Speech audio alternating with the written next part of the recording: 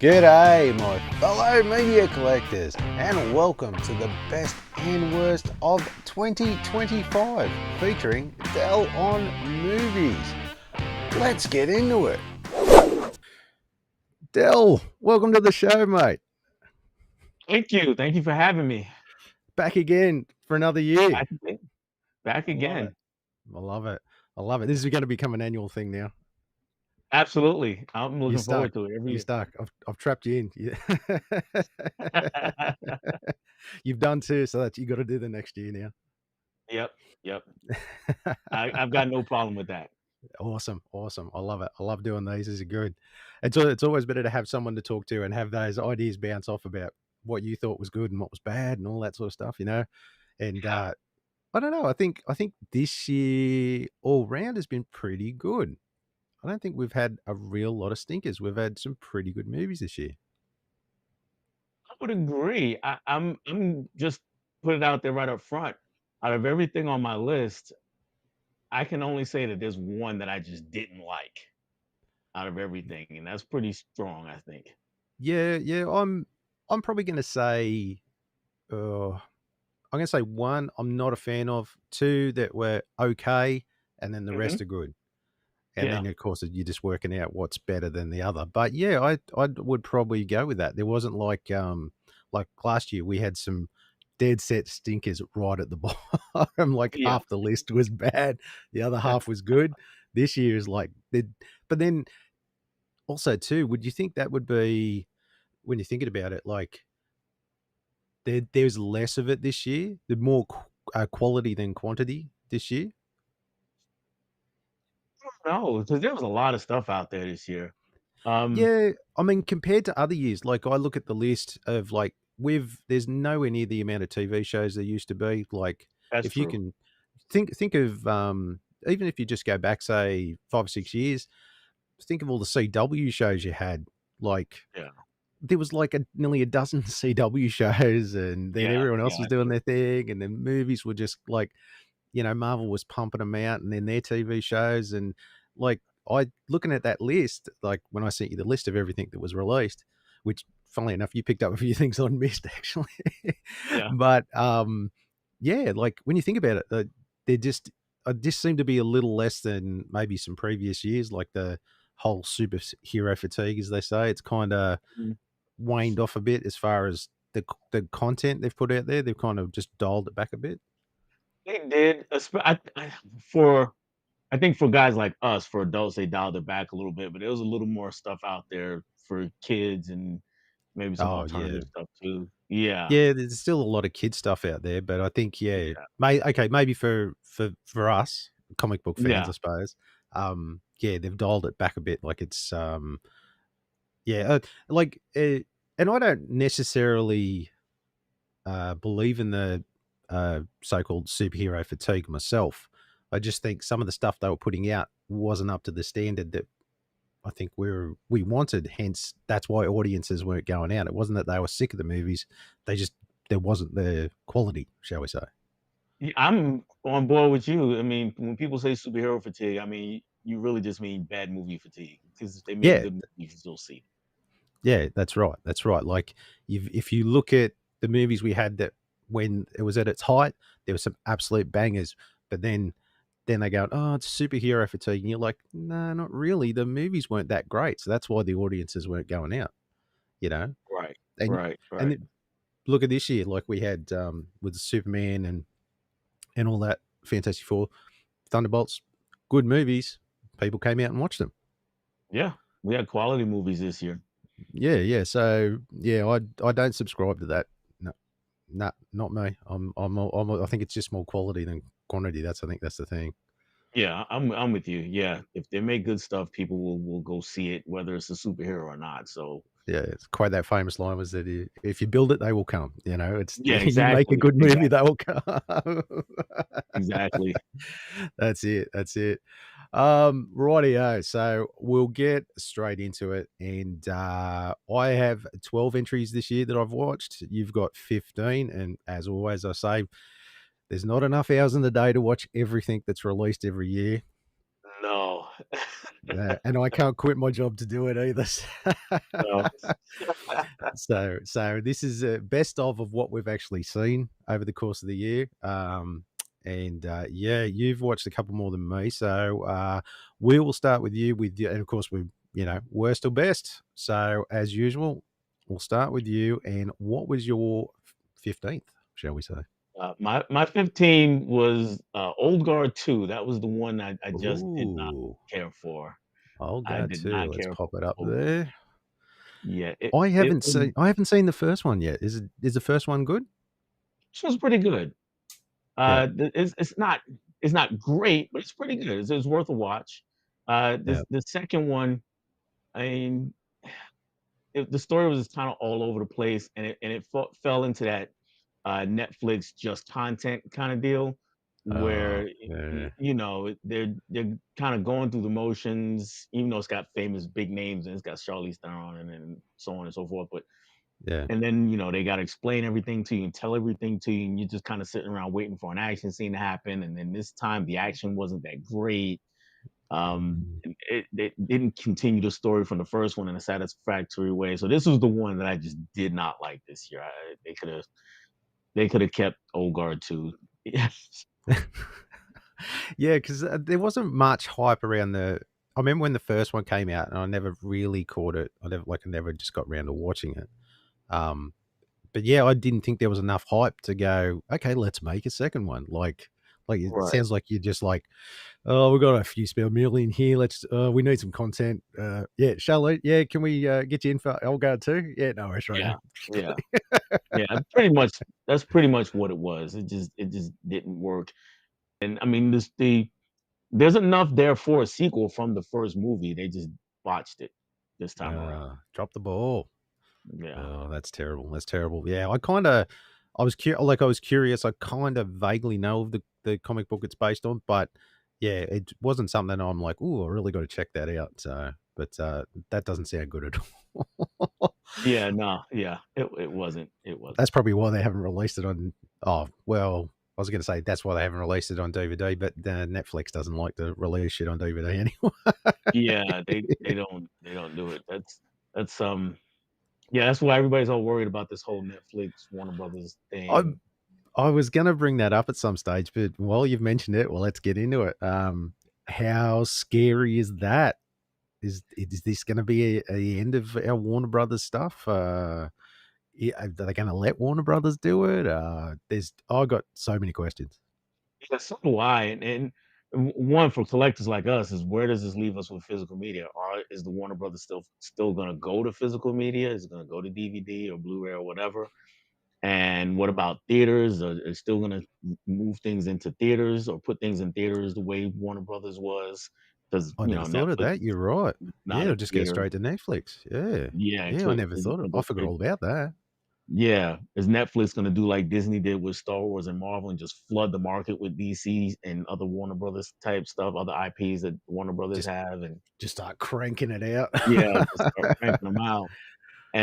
But there is news earlier today that Paramount apparently has put in a hostile competing bid, so it's not a complete done deal yet. So we'll see Yes, how I this did see that, and it was like that little ray of hope, but I think the other big question is the monopoly that's happening as yeah. far as studios. I think this is more of like, don't get me wrong, as a collector, yes, the whole physical media thing scares the shit out of me. But I think another thing that scares me is the fact that we're getting to the point where it's almost like just one or two companies are owning Yeah, yeah, everything. And then yeah. that can't be good for competition. Like that can't be good for trying to create something that's going to, they're just going to sit back and just sit on their laurels because they control everything, like it's And not going to be good for content in general. it could get even worse because I mean, these companies, the large conglomerates, they keep buying each other, and then at what point does the last two companies standing, with one buying the other? Then where are we? So it's even scarier. Yeah, that's right. We're all going to be owned by Amazon and Jeff Bezos will own us all. Yeah, pretty much. Amazon and Disney will own everything.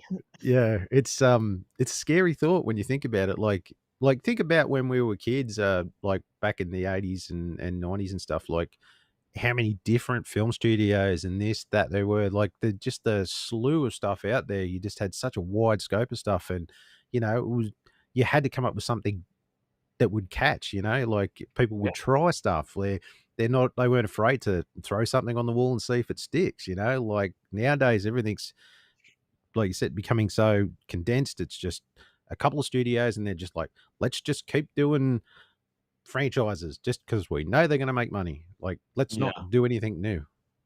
yeah, exactly. And small creators, they're kind of squeezed out of it, or relegated to things like Tubi, and not being able to get their work out there, and not being able to move out of that space of just being a small indie creator. So we may be losing out on creative uh, people Yeah, who will help move things forward and change things.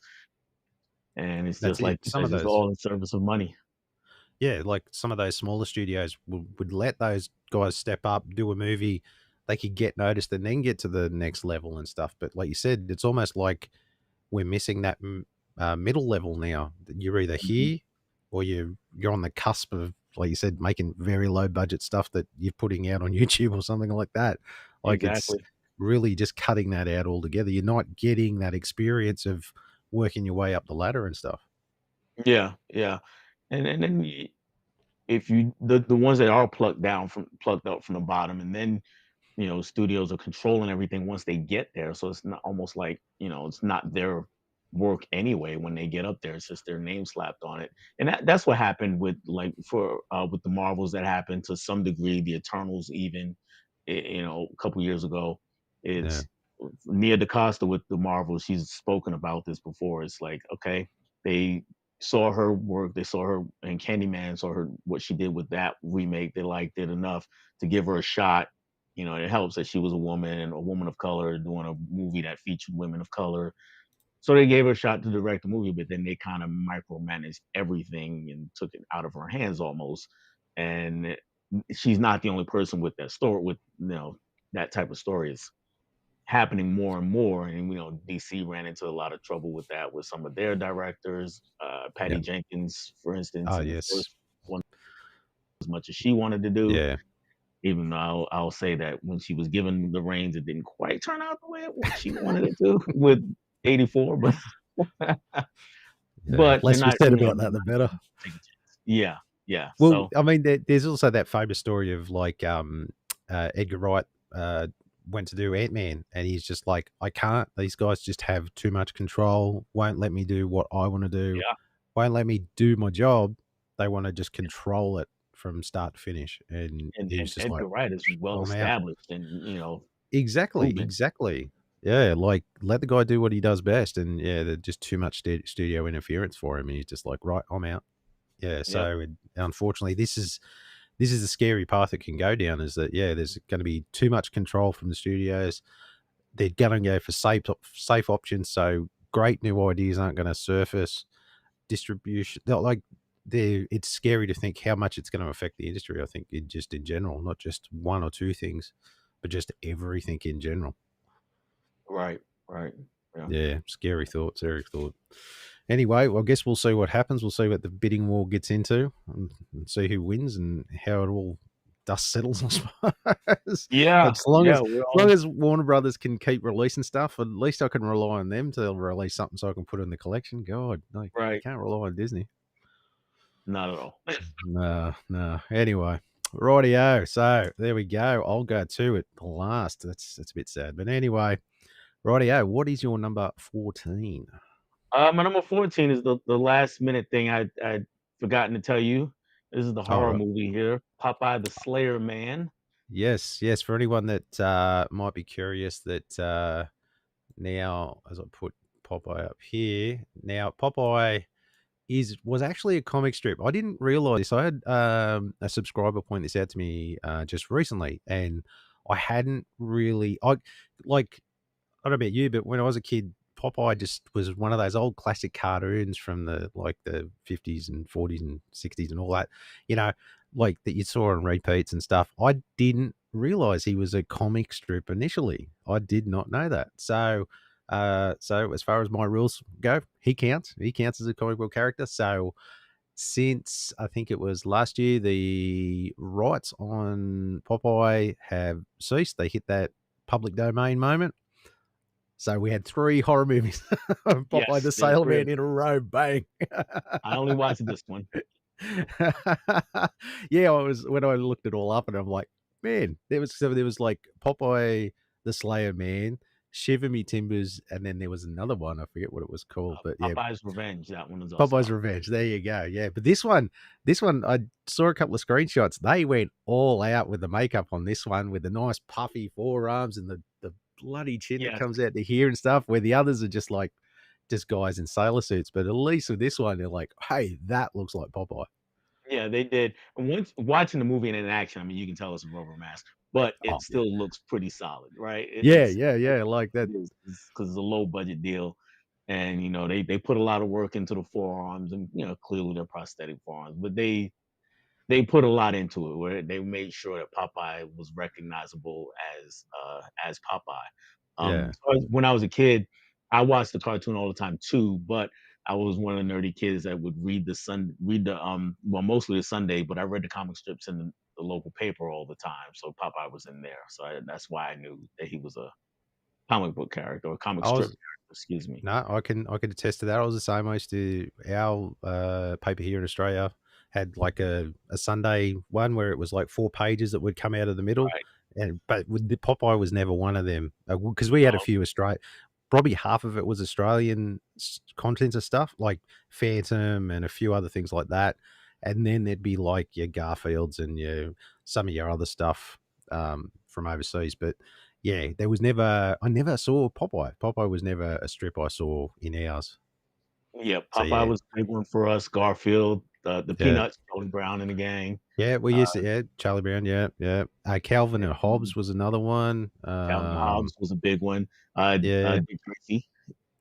Yep, Prince Valiant was also in there.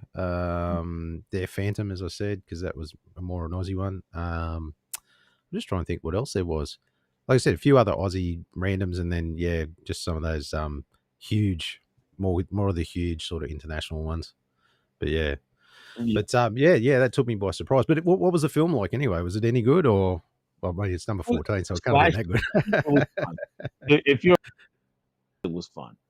So that I'll put it like that. I know you're not a big horror guy. No, no, no, I Um, can't say I am. it is pretty gory. Yeah. What it is he Anchor Bay. He's in Anchor Bay. Which, if anybody's out there familiar with Anchor Bay, I think they had something to do with the movie. But that's where he is. This town is supposedly haunted by Popeye or a mysterious sailor man who just kills anybody who comes down by the pier. Is what it is. So Popeye is like Jason, basically, or Yeah. Michael Myers, however you want to put it. And of course, somebody's making a documentary about this or doing a thesis on this rather, and they're going down to investigate. So you got to go down there and give the killer bodies to kill Like, because there what, is one. not, Blair Witch style type sort of stuff or No, no, no. It really is like a Jason Halloween kind of movie. People show up, they get killed. So yeah. I mean, I get what you're saying, Blair Witch, because it's a legend and that everybody's trying to see, but it's not like a found footage kind of thing or Oh, anything no, okay, like not that. like that, yeah. Yeah, it's just, hey, or I remember the movie Urban Legend, kind of like that, kind of sort of. It's like, hey, Mm. we've heard this thing about this sailor who kills people, and he's even got like a little song like Jace, like Freddy Krueger does, and we see at the beginning some people getting killed, and then we see some people in college, and then they're like, hey, well, I'm doing my paper on this, my thesis is on this, and I need some help to go down there. And he recruits his friends, and they go down there, and of course, more killing ensues. Okay, I've got, a question. Any olive oil or Brutus in the movie?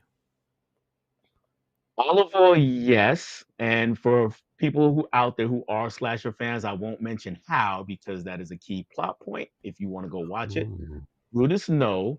yeah. And Wimpy makes a cameo. And Sweet Oh, Pea also okay. figures into the plot also, but Sweet Pea, Oh, Wimpy okay. makes a cameo. Ah, there you go, there you go. Yeah, I was like, "Oh, I wonder if they include any of the other characters or just," but yeah, okay, rightio, rightio. No, cool, They cool. do. Like I said, olive oil and sweet pea kind of figure into the plot, and like I said, I won't Ruin it for divulge anyone. how. Okay. Wimpy, I can tell you Yeah. how it it's an establishing shot in a bar before our main cast walks into the bar or restaurant, bar/restaurant, and there's a guy sitting at the bar with his suit and tie and mustache, and the proprietor of the establishment, and he's telling him, "Look, nobody's gonna sell you a hamburger on an IOU," and Wimpy grumbles something, and he gets up and walks out.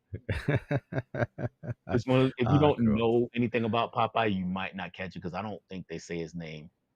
Oh, rightio, yeah, if you don't know about him and his hamburgers and all that sort of stuff, you wouldn't get the Right, yeah. right. Might not mean anything to you. Yeah, yeah, yeah.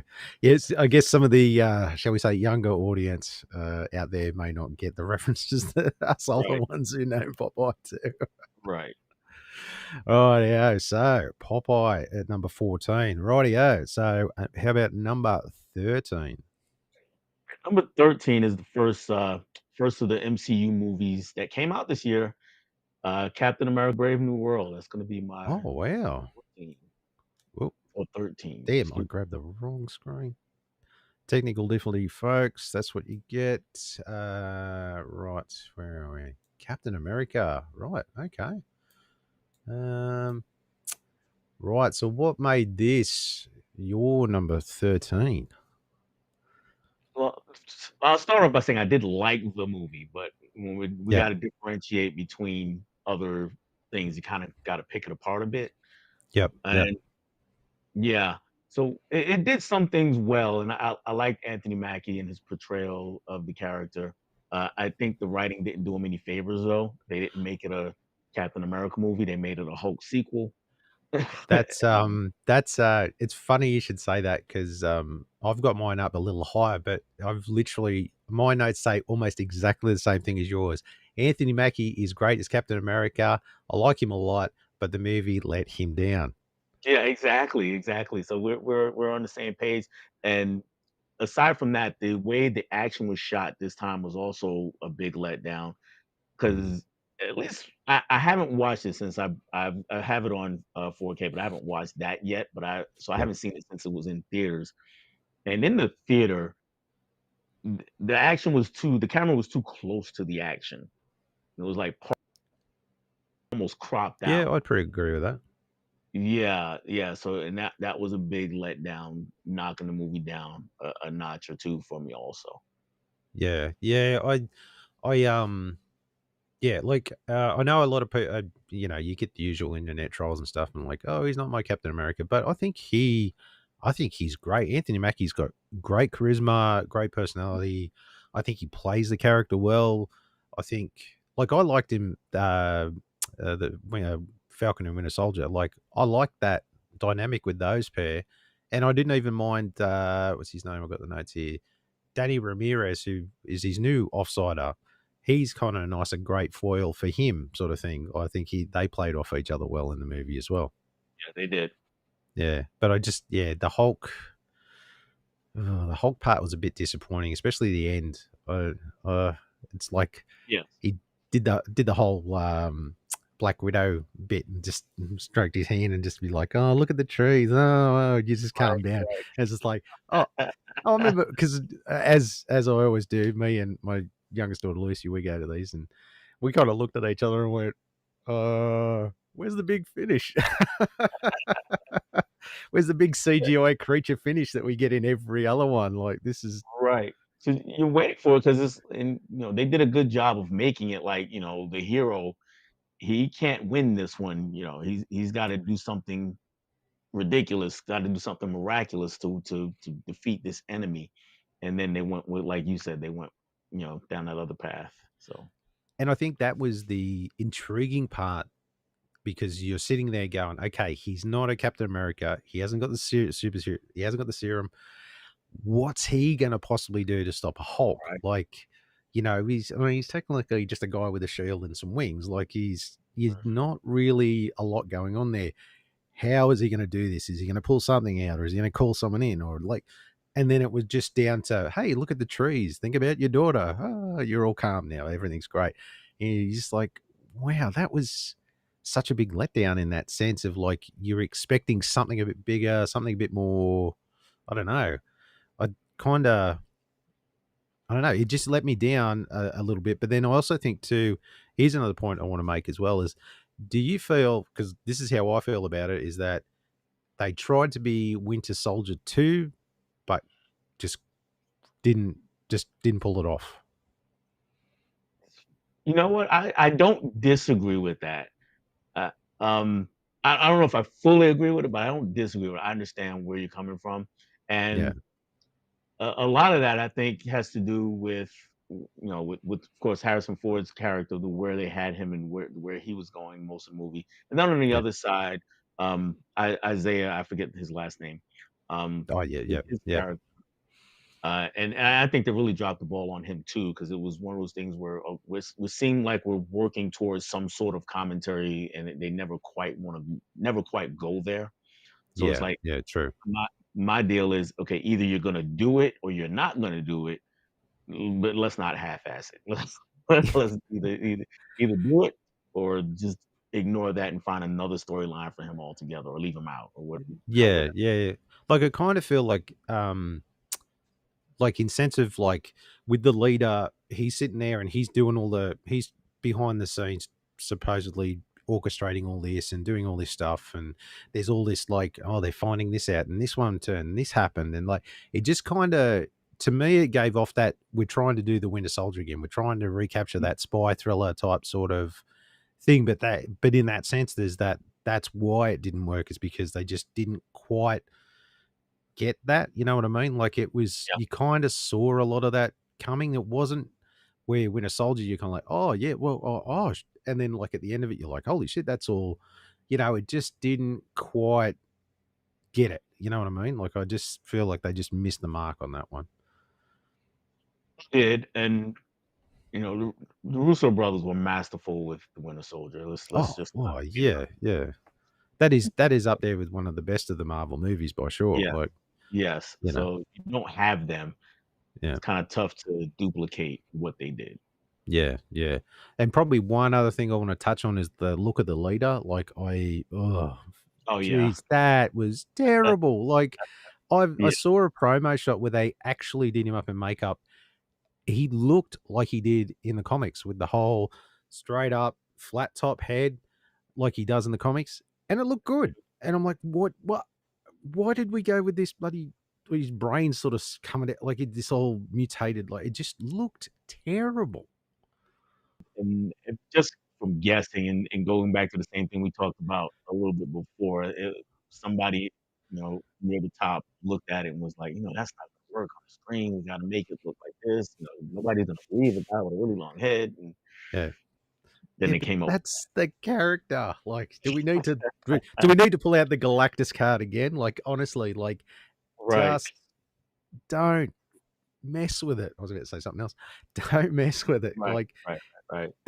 so I always say that, like, there's a reason why these characters are popular because they look like that in the comics. That's what we wanna see. Like, Wolverine, how many years did they avoid the yellow and blue costume and say, "It's not gonna work on screen?" Then they put him in Daredevil, everyone's like, I mean, but Deadpool, "My god, this is great. Why didn't we do this sooner?" Well, everyone has been saying that.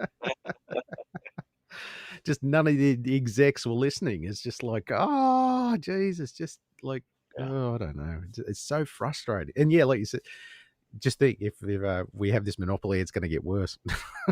They're not even gonna resemble the characters we know. But yeah, so yeah, that's Captain America. Yeah.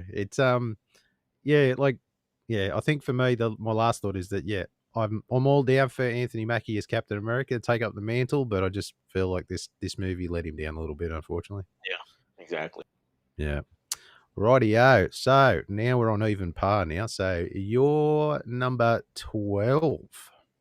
It's gonna be it was tough, right in this middle section, tough ordering them. I'm gonna go with Eyes of Wakanda here.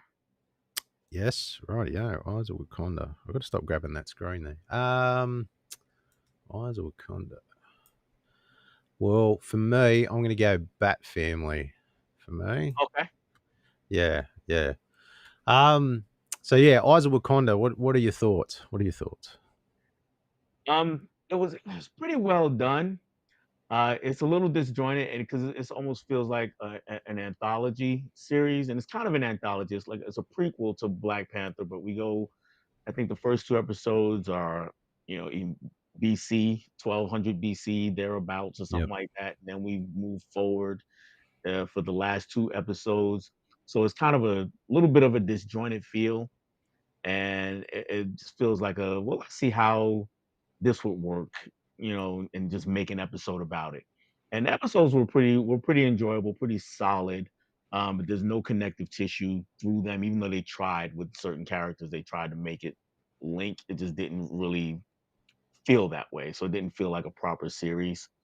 Um, and of course, Black Panther's not in it. Not that that's necessarily a knock on it, but when you hear Eyes of Wakanda, you go, okay, well, we got a Black Panther something, and then we don't.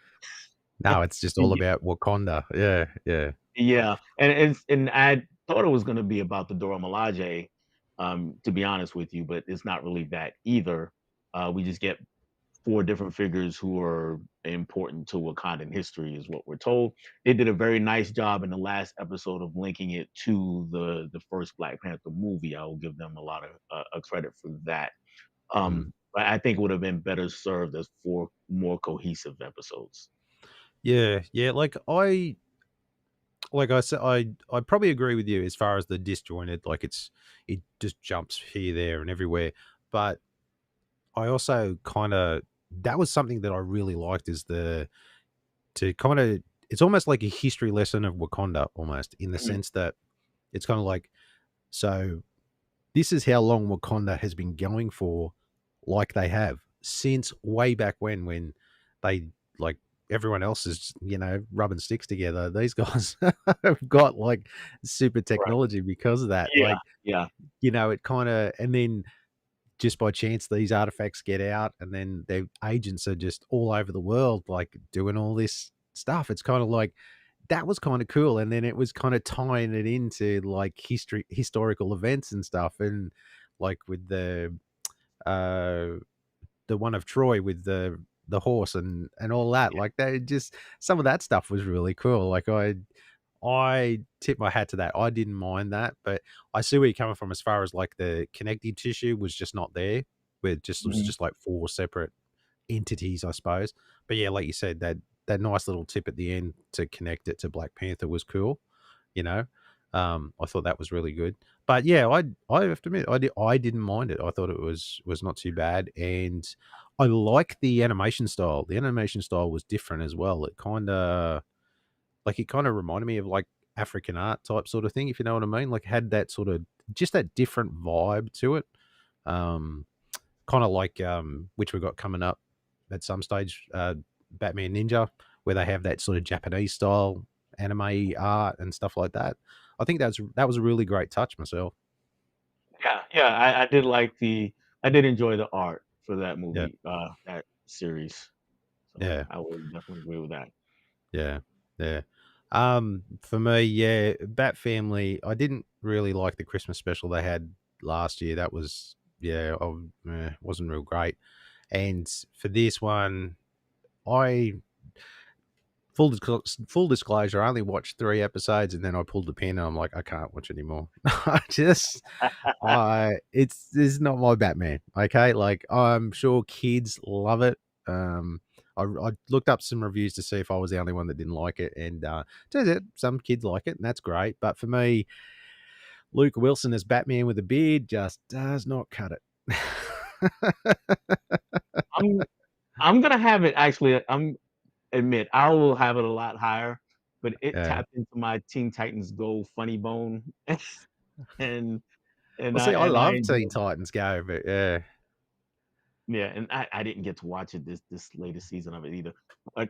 But yeah, so I checked it out and I enjoyed where they were going with it. I enjoyed different takes on the old characters and the yeah, relationship between Alfred and everybody really, but and because I thought he was kind of a linchpin of the household, they did a good job showing him that way, Yeah. and even trying to, and even gave him a decent storyline, when they were trying to get him out the house and enjoy himself one day, but, wound up fighting and arguing over that and how to do that. I don't know if you got that far. I don't know if that was episode 2. Oh, It was no, 3 I've or only 4. got a It was few somewhere. episodes, yeah.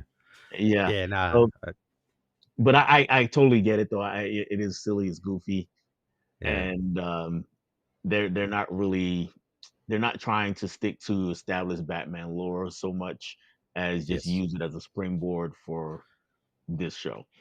Yeah, I think that's where I kinda sit a little bit. I noticed a few people reviewed it, said the same thing. It's kinda like it has nothing to sorta do with Batman lore, it's just that everyone in there just happens to have the names of Batman characters sort of thing, like, it's got the Batman skin, but it's not necessarily Batman underneath the skin sort of thing. Yeah, yeah. And I don't know, maybe that just didn't sit that well with me, I don't know. And I love a good, piss take of Batman as much as anyone does, like, I love the Batman in the Robot Chicken specials. He is fantastic. I think he's great, and I love some of the other interpretations of Batman that are silly and stuff. But yeah, I don't know. This is something about Luke Wilson's voice as Batman that doesn't instill fear in me or anything like Well, that's true. Yes, that is that. I will agree with that. I will agree. So yeah, I know for a staunch what's his name, I'm just like, yeah, it just didn't really cut it for me. But I'm sure there's some kids out there that'll love it to death. Mhm, mhm. And yourself. Yeah, I'm with Rightio. Okay, so, number 11. What's your number 11? I'm going Marvel Zombies. Wow, we're on the same page, look at that. I'm the same. Oh, okay. Yeah, Marvel Zombies for me as well. There we go. Okay, what about it? What about it?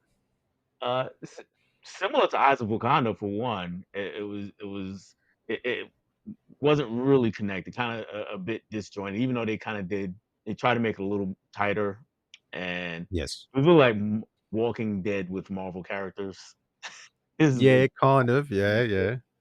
yeah, and I enjoyed it for that, and again, me being more of a horror fan than you, so I enjoyed the gory, squishy parts of it, so I had fun with that. Well, okay, I like here's the animation style of this too. I really did like the animation style of yeah, yeah. Look, I don't mind those animation styles that they do. Like, I don't mind that. That was probably a good part. And a lot of the people voiced their actual characters. A lot of the movie stars voiced their characters, which was great. Ties yeah, into that continuity, which is always a bonus.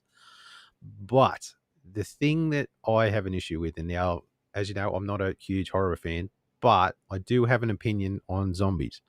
And my opinion is zombies aren't smart. Zombies are yes. brain dead bored that just and that's it. Intelligent zombies, I'm a hard pass on, and that's what this was. We had some smart zombies. Yes, it is, yes, they did definitely do that. So what's your what do you would you sit on one side or the other, or are you just like you don't care? You know, I'm kinda with you on that, but if the story that's being told makes it work, I can go with it. But yeah, generally, zombies not smart.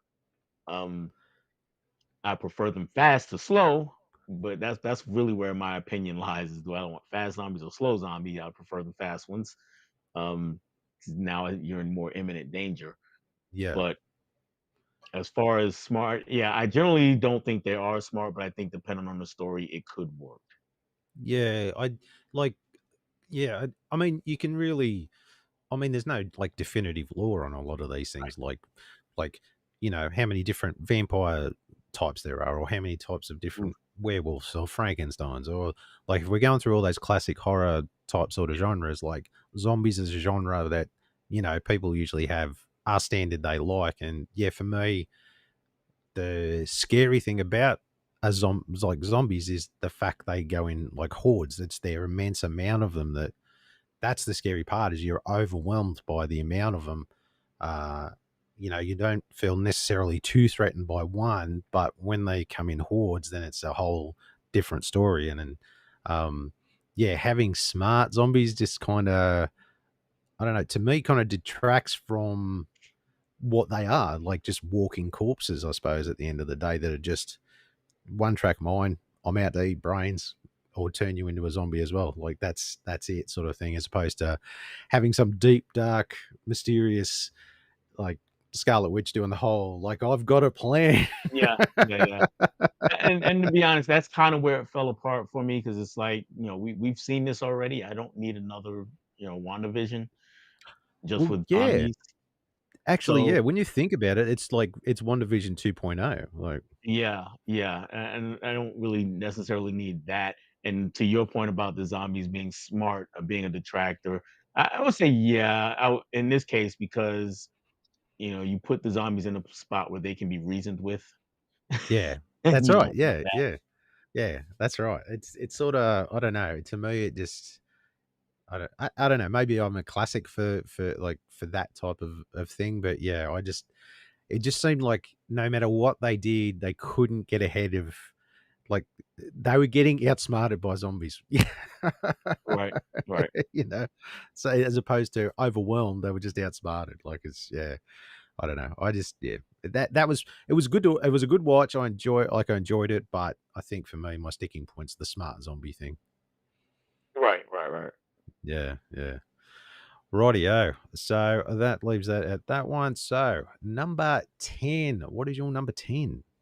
Number 10, I did say a lot higher, but I didn't mean a lot higher, just a little bit higher, and here's where I have Bat Fam. All right. Right, Bat Family. Yeah. And I have if I'm just hitting me list. I have Ironheart here, Mm, number 10. So we've talked about Bat Family and where you sit on it. You enjoyed it. Ironheart. Look, I like this is the same thing too. Like the bottom two, not so much, and we start to get to that like everything's pretty good, but it's just now we're just deciding what right. sits a little higher. So I did not. It's not like I didn't enjoy it. I actually didn't mind the show. I just have a couple of just like I suppose niggles with it that just don't sit well with me. Um, Okay. one is Dominique Thorne, who's Riri.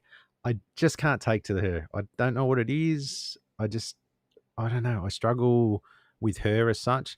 The rest of the cast was fantastic. Her friend, the CGI friend, was great. Her mom, Yeah, all the friends, everybody, even the villains. There was just some real interesting, different in the group. You know, with the hood. Everyone was great, but she's the main character, and yeah. I I don't know. I found her annoying. She was just I don't know what it is. I really don't know what it is. I don't know if it's her delivery or how they wrote her or what it is, but I just couldn't take to this character in that sense. But the rest of the cast was fantastic. Like, and the story was pretty good. Like her dealing with you know, the rights and wrongs of this, that, and the other. Mhm. And probably the only other little thing that really bugs me is why is Mephisto there? Why is Mephisto, who is a top tier villain, worried about her in some small little town in America? Like, oh no, hang on, where is Yeah, she? yeah. Was she in Chicago or something? Wasn't she? Was it Chicago, Chicago? yes. Yeah, like I'm sure Mephisto's got better things to do than meddle with some low life. I mean, it's very much a reminiscent of like the devil. You sell your soul to the devil, sort of thing. But yeah, it just I'm like, I kind of expected Mephisto to be doing something a little more important than Yeah, meddling yeah. in low petty crime. It's one of those things though that where they set it up where it's working towards something bigger for a second season, but Mhm. you don't know if we're actually gonna get a second season, which we always Yeah, worry about with now. yeah, yeah, I really did enjoy the series, and yeah, I get what you're saying about her, and I yeah, think some of it has to do with the writing and some of it has to do with her. So it's a little bit of column A, a little bit of column B in yeah, in yeah, the deal. yeah, Um, I think they weren't always real sure about who she was. Uh, they're trying that's to true. balance her as this, this mega genius Yeah, on one end and really street smart on the other end. growing up in a tough area and all those things, and they're trying to mesh the two, and they didn't do a great job at that. Yeah, yeah. Yeah, I think you might be right. It might be just yeah, for me, it might have been a combination of both, like the writing and her portrayal. Like it's like I don't like the actress or anything. Yeah, I mean, she's fine, but it just I don't know, just the way she is in the show, it just grates me. Like she Yeah, yeah, yeah. just something about it. But then the rest of the cast I thought was fantastic. Like they were all really great, all had great charisma and worked well together and you know, did well for the show. It just but yeah, like, I mean, it'd be interesting to see if they take it any further. Like, I like the fact that Sacha Baron Cohen is Mephisto. I think a lot of people had fan cast him for years Mhm. as Mephisto. So I think they listened there and went, yeah, no, he'd be a good choice for it. And I think he fits the bill. It'd be interesting to see if they do him in the whole like red and the horns and the big hair and the Right, whole eventually, yeah, yeah. yeah, just like Mm, the whole out of the comics. yeah, and I would suspect that that's where they're trying to get to. Like I said, if there's ever a second season, Yeah. because with like you said, why is he worried about this one person in Mm, Chicago who's not really doing anything big? yeah, yeah. And I made this whole kind of grooming situation for something a lot bigger. So Yes. I was willing to give the show a pass as far as that goes. But I definitely understand your qualms about that. Oh, actually, there is one other thing. I just looked at my notes. Now, the little villain group, the little Yeah. artful dodgers, shall we say? Um, two twins, two different accents. Oh yeah. They're Yeah. twins. They grew up together. Yeah. They got two different accents. One of them is an Aussie accent. The other one, I can't remember if he's American or whatever. I'm like, how are they twins that grew up together with two different accents? That yeah, yeah. I did notice that, but I forgot about it until you just said it though. Yeah. That No, was the no, one no. thing that kind of I was just like watching it, and then the first one spoke, and it was like Aussie. I'm like, oh, that's cool. You don't often see that. And then the other one spoke, and I'm like, hang on, they're supposed to be twins. How the Yeah. hell they get two separate accents if they grew up Marvel's got a together? bad track record with accents though. They're that they're that is true. That is true. But they're you think terrible. like this is a bit of a no brainer. Like we've got twins, at least they should speak have the same vernacular. Yeah, they should. But I mean, if you go back, I mean, they did it with Wanda. Yeah, Uh, Wanda would just like she'd come in and out of accents, and yeah, and they did it going back even far as the X-Men movies with Halle Berry and Storm.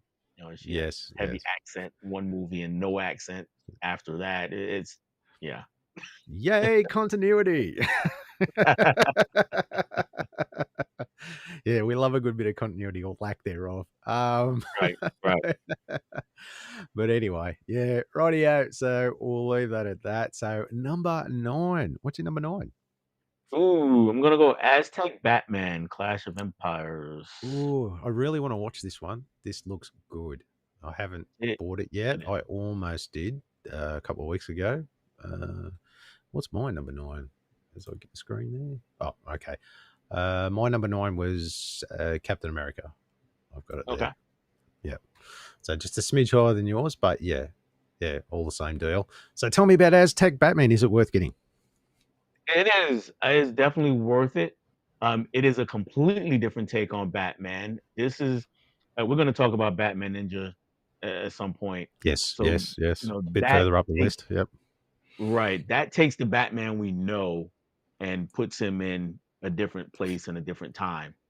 Yep. Um, both Batman Ninjas do that. Yep. This is a completely different take on Batman lore. Uh, Okay. yeah, it's in the is it in the 19th century, 17th century? No, I take that back. It's further back than that. So this is It's like we're 15th, going. 16th century, something like that. I think it's 16th century, Yeah. 1500s. Um, and basically, we had Native American tribe in what is now Mexico area, Mhm. and we got Spanish who've come into Mexico and started causing trouble. And the movie doesn't shy away from that at all. Yep. And what the we know Batman as far as mom and dad, they get killed in the alley after the show, that kind Yep. of thing. Well, in this case, it's, one of the Spanish happened to kill this guy's dad. Mom has already passed, and kills dad in front of him as they're trying to take over things, and it does not shy away from the geopolitical aspects of it all. They call it out. These white guys coming over trying to take over everything, and Yeah, what do we yeah. do? So it's that kind of thing. So this one character, he basically becomes a 16th century version, Native American version of Batman. If I don't know if you've seen any pictures, but Oh, yeah, I've seen a couple. He looks pretty good, actually. I yeah, like the look of him. it's a completely different costume, and then we get Yeah. like we talked about different versions of characters for Bat Fam, we get different versions of characters here. We get a Catwoman, we get a Two-Face, Yeah, we I get saw that on the cover. One of the Spanish guys has got the whole side yeah, thing going yeah, on, yeah. we get a Joker. Um, at the end, I think we get a Penguin somewhere along the way. Wow. But yeah, and they all have different names. Nobody's named. There's no Bruce and Alfred and all those. They have Yeah, actual Native American names. yeah. Um, but I would say it's really good, and everything else above it, I just like a little better. So I would definitely put this in the really good category, though. Yeah, no, I'd like a I seen, I watched the trailer the other day, because I forgot this was yeah, again, I forgot this was in the mix, and when I seen that you'd watched it, I just looked up the trailer out of curiosity, and I was like, "Ooh, this actually looks quite good." I could get Mhm. into this, like, I don't mind, um like, as much as I said about the Bat family, I'm not overly fussed on that. I don't mind sometimes these Elseworld adaptations of Batman, like where you've seen like a medieval one, or you've seen like, okay, this is an Aztec one, or you've seen I'm just trying to think. There's like a few others where it's like different time elements where it's like, what would he be like if he was a cowboy, or whatever you like if he was here, or whatever. Like, I Right. do enjoy those interpretations, or like Batman Ninja. What would it like if he was a samurai? Like, I do enjoy those takes. So I think I would enjoy that one myself as well. So keen to actually get that on DVD while we can. Yeah. Well, we can. No kidding. Oh, Blu-ray, sorry. I'll get it on Blu-ray. But yeah, yeah. No, okay, cool. No worries. Yeah, well, that sounds like buying. Rightio. So that brings us to as I look at my list, number 8. Yeah, 8. Number 8. Yeah, that's it. Number 8. Okay. I This think is where I 9, have 8. Iron. Oh, okay. Yeah, Ironheart. Rightio. And I have, as I look it up, Captain America. There it is. I have Eyes of Wakanda here. Okay. So I have mine just a smidge higher. Yeah. So yeah, like I said, I enjoyed it, and I like the whole time thing, and yeah. But what about you for Ironheart? Was there any other standout things about it you liked, or Uh, I I like how much time and care they did take with the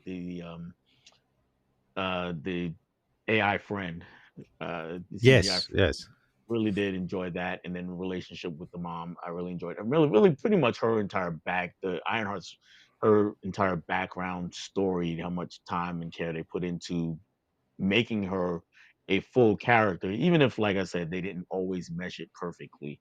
yeah, But I did really enjoy that.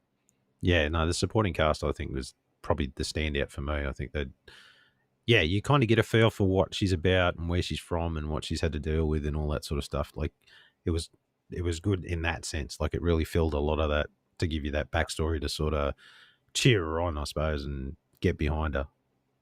Right. Yeah, yeah. Rightio. So that's that. So 11. I'm just doing a quick count here. My list keeps disappearing. Okay. So number 7. What is your number 7? Here's where I got Batman Ninja versus Yakuza League. Okay, Batman Ninja. All right, and I have Invincible here. Right, so Batman Ninja. I actually did a review on this not long ago. I did a full blown deep dive into it. Yeah, Batman Ninja. I'm gonna admit to you on your channel, I haven't watched that yet because it came out before I watched the movie, so I'm gonna go Oh, back. right, yeah. I'm See gonna what go my back take and is. watch it. Yeah, I because I managed to get it on special on DVD, Blu-ray, and I was like, "Oh, bugger it! I'll, I don't often get new ones. You know what I'm like. I'm always waiting for a bargain. You know me, waiting Right, for a right. bargain."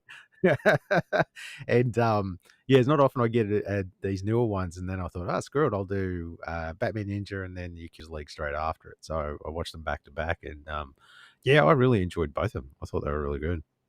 Yeah, yeah, it's really good. Here we talked about art style before. Here, I really like the art style uh, Yes. for this. Um, the only minor complaint is I think the colors were a little more muted than the first one, but I have to go back and watch the first one to be sure. Yeah. Um, I wanted wanted the colors to pop a little more, but Yeah. other than that, it was fantastic as far as Did art you goes. Did you notice that, this is the one thing I picked up on is that the when the Justice League when you see Batman and the Justice League are drawn, they're kinda like the lines are just a little fuzzy, like they're Mhm. just a little jagged, little fuzzy. It's like they're out of sync with the world, you know? And as soon as that without giving it I mean, if you haven't watched it yet, um when it all comes together and they kinda come out of that Yakuza thing and they become themselves again, all of a sudden the art style cleans up.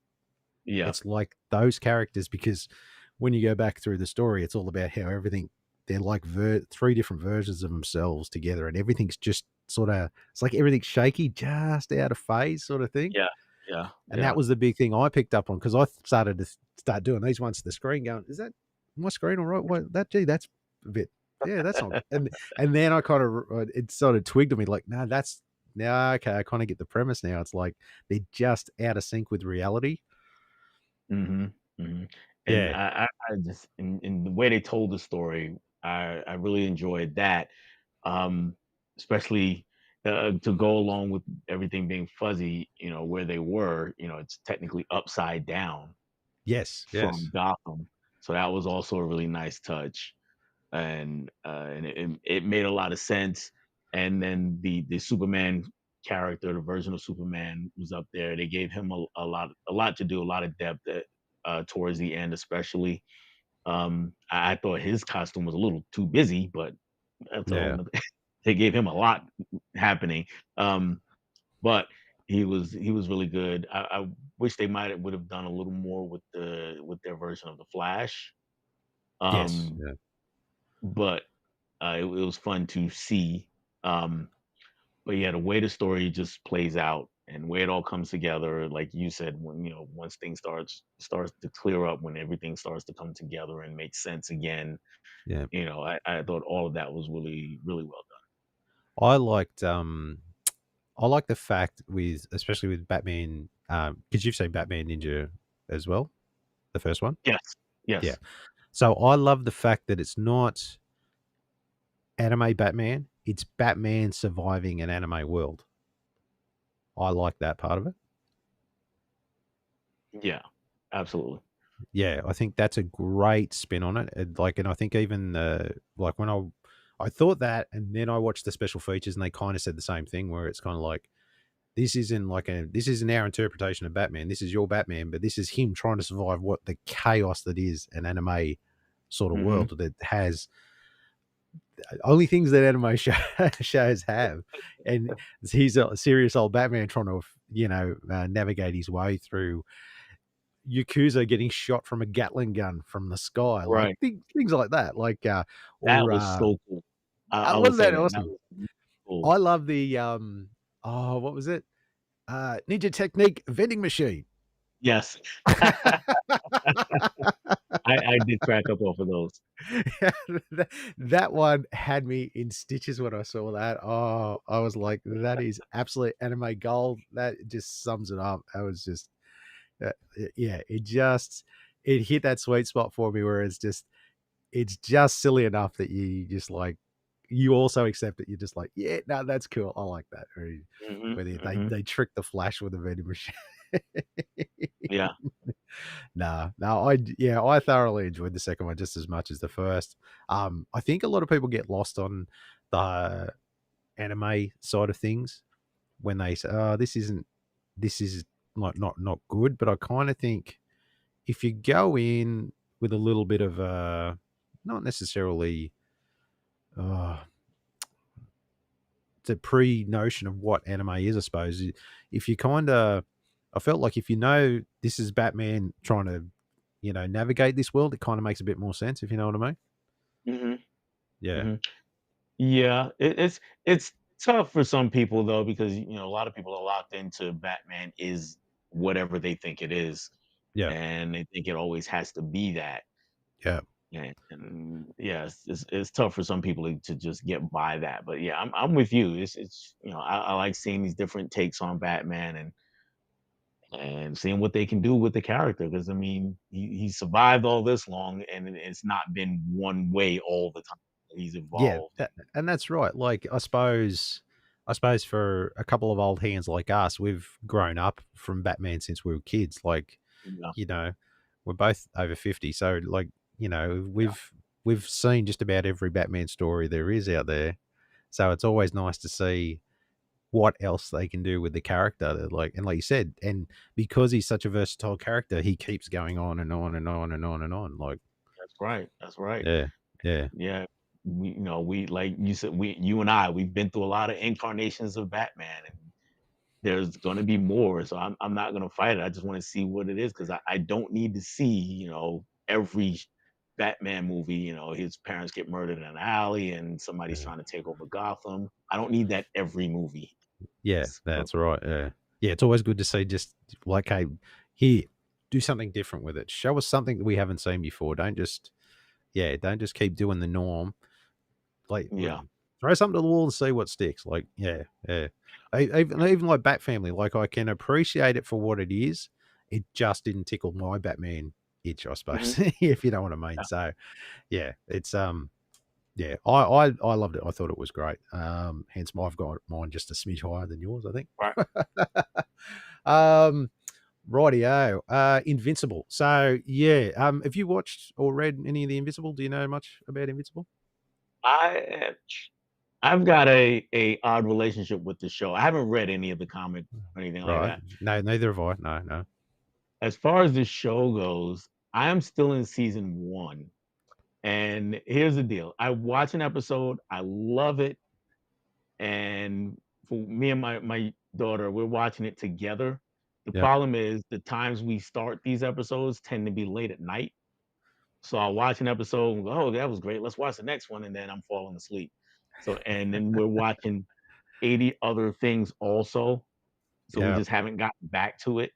Oh, okay. So Right. I'm still catching up on Invincible. It's not that I don't want to. Everything I've seen, I've loved, but I'm still in Yeah. season 1. Yeah. Well, I remember when the first season came out, I fell in love with it the first season. I'm like, this is really good. I love the story. I love the arc. I think this is great. Second season, I'm like, yeah, still love it. Okay, things are going a little different than I thought. Like, I haven't read the comics, so I don't know the story, so no preconceived notions. And then this third season, I'm like, I don't know. I don't like it as much. Still a great show. Still has Mhm, all the great stuff that makes the show what it is. But I feel like they lose their way a little bit in season three. They focus more on a lot of subplots than the actual main story thread about the Viltrumites, invasion and coming to take over and his dad's MIA and all that sort of stuff. Which I think he ended up finding at the end of season two. But yeah, it kind of I don't know, it just lost its way a little bit for me, and I just was like, "Hey, can we remember what we're here for?" Like, we seem to be too focused on this one's having a relationship with this one, and this one's bonking that one, and this one wants to kill this one, and this one wants to do this, and now he's got another brother, and then he's got and it's just like, oh Jesus Christ! Like, heck, let's get back on track, folks. Like, we've literally gone for the scenic route. more soap opera. Yeah, yeah, yeah, that's it. It's just like, oh, rightio, okay. Yeah. but don't get me wrong, there's still some great stuff. Great, just the and it leads into the same type of thing. Like it seems like every season finishes off the same way, where he has this massive battle, tests his skills, and kills the bad guy. But then there's another bigger bad guy coming the next season. Like Right. it just keeps ramping up each one. So yeah, it's like I said, I still enjoyed it, but yeah, I've just I don't know. It's starting to worry me that they're going to lose their way. I'm hoping season four is gonna they're going to get back on track and let's get back to where we're supposed to be about the taking on the Viltrumites. You know, like let's not worry about who's screwing who and all that sort of Right. stuff. But yeah, so there we go. So that's that one. So number six, Uh, Thunderbolts. Thunderbolts. All right, Thunderbolts. I have where are we? Oh, this is where I have Batman. So not too far behind you. Okay. So yeah, on the same page there with Batman. Um, okay, Thunderbolts. I'll just have a quick look at mine. Oh, I got Thunderbolts up just a smidge higher. But anyway, Thunderbolts. Your thoughts, mate? Okay. Again, really good movie. Um, Yes. for me, this is Florence Pugh carrying things for me, and Yes, she's I got some broad really, shoulders in that movie. yeah. But yeah, I've always liked her as an actress, and I liked her in the MCU even, and I think she really just did a great job with this one. Um, Same thing for David Harbour, Yes, and yes, he is this. He is that. He plays that comedic side of it really well. yeah, he does, and I'll that aspect of them coming together as a team, it just works for me, at least this time. I mean, it wasn't quite the same magic as the first Avengers movie, but it was still pretty solid the way they did things. Yeah, it like I have to admit, I'm like you with that father the father daughter relationship that they kind of finally sort of work it out. You know what I mean? They Yeah, finally worked out where they sit and how they feel and all that sort of stuff was good. I think the thing I like about this movie the most is it's and I'm a sucker for this. It's the whole ragtag group of yeah, so-called bad guys who get together, join forces, hate each other, but by the end of the movie, love fest. Like I know it's basic, but I'm a sucker for it every yeah, time. Like the yeah. Suicide Squad, and I mean, you know, movies like that. You just like, I can't help it. Like, Yeah, yeah. Like I said, they did that thing really well. They knew what they were doing, putting it together, and they followed the formula even, and I know it's a formula, but I'm like you, it's like, I just fell for it, hook, line, and sinker pretty and much. I think they did well in getting everyone's backstory in there and sort of with the whole void thing, everyone was able to tap into their backstory. Like it wasn't like in the sense of exposition sort of monologue like, oh, I had a bad childhood because blah blah blah blah blah. Right. Because of the whole void situation, it made sense that they brought up all those bad things that happened to them, and you got to see why they are the way they are because the void is bringing that out of them. So I thought that was a really clever way to do that exposition, but it was part of explaining the bad guy, if you know what I mean, as well, Yeah, in the yeah. same sense. Oh, yeah. The one thing Marvel needs is more creative ways to explain things because, yeah, sometimes you don't want the character to just sit and tell you everything. You Yeah, want it to be organic to the story. the Yeah. classic exposition dump. Yeah. Yes, exactly, exactly, and yeah, like this movie handled it pretty well. Yeah, yeah. And you don't like the characters looking to screen go, now I'll tell you, this is how we go. Yeah. At least this way, it kind of felt natural. And that I tip my hat to that. It was just a natural way of explaining to give you that. So all of a sudden you've got everyone's backstory, you know why they're there, you know why they're damaged, you know why they're considered broken, I suppose, and then to Mhm. watch them come together and then defeat Void and become a bit of a team, it was yeah, I think they actually did that really well. Yeah, yeah, I would Yeah, agree 100%. yeah, yeah. Nah, very good. And yeah, we've already talked about Batman Ninja and how good that is. So, right now we're getting to the nitty gritty. Number 4. 4, 3, 2. Am Am I I right? miscounting? One, 2, 3, 4, 5, 6, 7. Oh shit, maybe I'm miscounting. Uh, Number 5? might be number 5. What have I done? Where have I jumped? Yeah, 5. Shit, sorry, that's my bad. My list. I Okay. just skipped my list.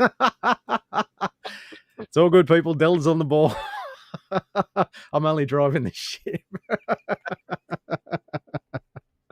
Right now. Okay, I'm gonna get off those drugs, or I need to take more. One or the other. Right now. So number 5.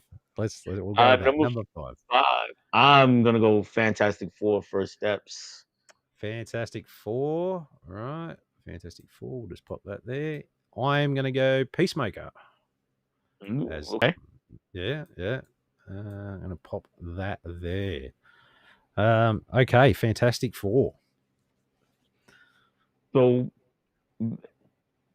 this movie did what, it did what the other Fantastic Four movies could not do, and it made them feel like an organic family, made them actually feel like a family, rather than just keep saying they're family, which is what the older movies did. Yeah.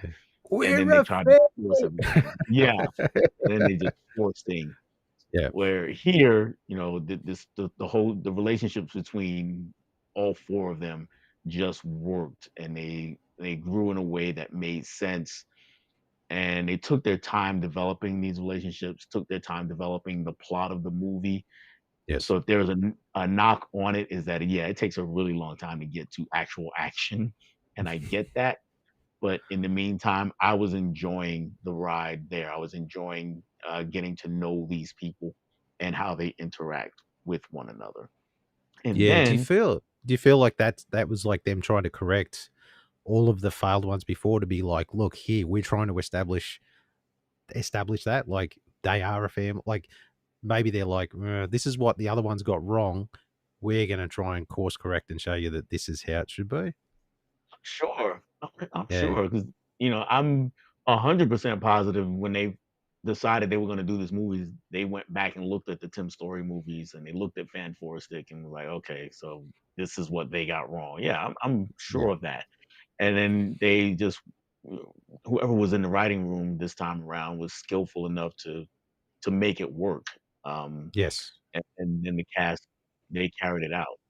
So Yeah. they didn't necessarily feel like superheroes. They just felt like people. They felt like real people who just happen to have great abilities, Yes. and I Yes. really appreciated that. And then, of course, by the end, they did not shy away from having Galactus on the screen. That's They why I have mine actually, higher because finally we get a yeah, Galactus. We don't get a space fart. We get an actual right. Galactus. And actually, I thought that he should have been bigger, but Well, see, I'll take. that's the thing that a lot of people struggle with is like the size of Galactus because it's like, oh, well, he eats the world. Like, shouldn't he be as big as the world? Well, apparently, from what I've found out in the comics, because I was a bit the same, I'm like, should he be? Well, he can adjust his size apparently somehow. Okay, So, yeah. So I guess for scale, it just makes for a better movie if he's doing the whole Godzilla thing, walking through, right, knocking right, buildings right, out, "Rah, rah," like that. It just makes a bit more sense, I suppose. But as opposed to being like like the Celestial in Eternals or whatever, it's like taking up half the Earth. Like right. how these 4 are supposed to take that? But yeah, no. So okay. Character wise, I'm just going to hit you with each character, and I want you Oh, to okay. let me know. This is because this is key. This is the thing that I feel that they've always got wrong is the actual characters. As far as like they never. This is why the other ones failed as probably as much as they did. Like we've just talked about, they didn't get the whole family thing right. They didn't really get the characters just right. So I'm going to hit you with the characters, and I want to get your thoughts on if you think they nailed it or not. So Galactus, we've obviously agreed. Finally, Galactus is great. Mhm. Galactus spot on. so we can agree on that. Okay, Johnny Storm, what do you reckon? Ooh, ooh, that was a tough one for me. He was the toughest one, and you hit me with that one first. Oh, I was working my way up to Reed, actually. Yeah, yeah. No, no, no. I got you. I got you. Um, reason I said it is tough because one thing the Tim Story did movies did, and then the fan forcing after that was they just reinforced Johnny as this just completely arrogant asshole all the time. So Yep, it was tough for me to get past that. Whereas he's yep, had those aspects in this movie, but you can see he was also more thoughtful and he wasn't just an idiot like the other movies kind of portrayed him to be, especially the yep, Tim Story movies. He wasn't just some idiot. yep. Um s- so my time reading the comics back in the day, he was also younger. Yes. So my whole thing with Johnny is skewed to be to begin with. I So think he I did would say I think he did a fine job, like, yeah, I'm with you, yeah, there is a little I don't know. I didn't mind the fact that he was like, because they kind of do say it too. Like they're like, "Oh, okay, he's my brother-in-law, but he earned his spot to be on this team." Like they kind of yeah, reiterate that everyone's there because they are the best of the best, sort of thing. Like just mhm, so happens he's my brother-in-law, but he also happens to be pretty smart and whatever else. There's no nepo here. He's like, you know, yeah. We get to see why he's there. I mean, he yeah, actually does something with his brain other than just, "Okay, I can turn into flames and fly." So he actually uses his brain and helps solve things. So I really mm, appreciated that. So I yeah, really like the direction the character's going. As far as if they nailed it based on my experience with Johnny, I don't know that they nailed that, but I really like what yeah, they did. yeah. I also think like just on a side note with the Silver Surfer, like everyone was up in arms. Oh, it's a female Silver Surfer. It's Shia LaBeouf. It's not the Norman Rad and blah blah blah. But I feel that she fit this one better Mhm. for the even though this is an alternate reality, so we get the whole thing. It's different universe, so we can have the separate film. You can still when they come to 616, we can have Norman Rad and just calm the fuck down. It's all right. We can have a proper Silver Surfer. It's okay. Um, but I felt that like in past instances, Invisible Woman builds a relationship with Silver Surfer, and that's where that comes from, right? This time around, she's having Franklin and the whole thing. I find that she would not be interested in the whole that pseudo romantic relationship they kind of have. It Mm. works better that while she's having Franklin and all that's going on, we can have Johnny as the semi love interest of this alien, and he's the one that convinces her that she needs to change her ways and whatever else and go the Right. way this. I mean, that's why I think it makes sense now watching the movie why they went that way, if you know what I mean. Mhm. Yeah, Yeah. I agree with that. I didn't think about it that way, but yeah, you make a lot of sense that way. Yeah, I would Yeah, agree with that. I think just the way that both character arcs went, it just made more sense to put a female Silver Surfer in there to head because, with that whole thing going on with her and the baby, it's just that would just be another layer for her to try and pick Mhm. up. And then Johnny's just sitting on the sidelines twiddling his thumbs. He's not really doing anything then. When you switch it around, it wouldn't make any sense. One's doing a lot of lifting, the other one's doing nothing story Yeah, wise. Yeah. Okay. The Thing, what's your take on The Thing? I thought he was great. I did. I did think he was great.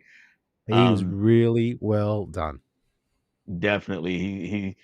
And we got into his brain a little bit without it being, this whole dreary section of the movie. Like in the other movies, they always made it like this complete tragedy. And there's Yes. that aspect to it didn't drag the movie down. They didn't like they did again. I keep referencing the Tim Story movies. Every time Thing was off by himself, it was just like the saddest thing is gonna happen, and Yeah, yeah, like, and "Radio, you all calm I down." can, Like yeah, and just grind things to a halt. So Yeah, he had those kind of things here, and it helped that they didn't like completely retell the origin. So yep, they didn't start right at the beginning of him becoming the Thing, so that helped. So he's comfortable in his skin, so to speak, or in his rocks, I guess you would call it. And that's the thing that I think I liked more about this version is that he is more comfortable with the fact that he's accepted his role in life. This is what I am. This is where I'm at. Reed's Mhm. tried. He couldn't do it. This is how I'm going to be. Sure, there are moments where he's like, when he's watching, when he's at the school and he sees the teacher and he's just going like, oh, could that ever happen? Or is this? Or he watches Right. himself on TV. They just do these nice little nods that, yeah, it's still there. It's still in the back of his mind. Like, I used to be this guy, but I'm this. But then he's also like, I am this. So I own it. This is what I'm going to do with it. I'm going to do good with Yep. it. They don't dwell in that, that whole Eeyore moping around, just like, woe is me. Mm. Right, exactly, and he's having fun, he's Yeah. entertaining the kids when he's walking Yeah. around the Yeah. cities, And he's cooking and he's doing the he's whole bit. And cooking. I thought, Yeah, yeah, that was oh, cool. okay. Before we get into the other main two, come on. Now, I know your thoughts on Herbie, but come on. But yeah, Herbie was okay? yeah, I was fine with that. Yeah. Um, I I remember talking to you about it and you were like, "Oh, I'm a little worried." I was worried, but yeah, I think they pulled it off. Yeah, no, I actually admit, like, I'm not a Herbie fan by any stretch of the imagination, but they did him well. He just I think because he didn't talk, he was just that. I Mhm. think that helped a little bit. But yeah, he's definitely, yeah, just the and the play between him and Ben when they're cooking and whatever Yeah, else, I him think and that Ben was are good, kinda yeah, cool as well. Yeah, it's just like, it's fantastic. not that it's not perfect, but it just needs a little zip. Here's a little He's kinda looking at him like, "What?" Okay, so, Sue Storm, what do you think? I think she was really good. I think she was I good. did, I thought she was excellent. Yeah, she was like you said, she when she knows she's gonna have Franklin, she's gonna have this baby, and she's kicking into mom mode, and she's becoming, protective, and even protective of the others members of the Yeah. Fantastic Four. She's a nurturer, but she's still, still kind of a superhero, and the back and forth that she had with Reed surrounding, this threat that they were facing was really, really good. I did really enjoy They had her good character. chemistry together. They did, and they didn't make her, like Jessica Alba. She just wasn't, wide-eyed nag, just there to be pretty. So And they that's exactly what she was in those movies. That's yeah, yeah, I've seen it being called that a lot of times. She's just there to look pretty and nag. yeah, exactly, Yeah, which and that's it. You kinda got that real maternal thing going on that was, I thought was really well done. Like, they really nailed that with her.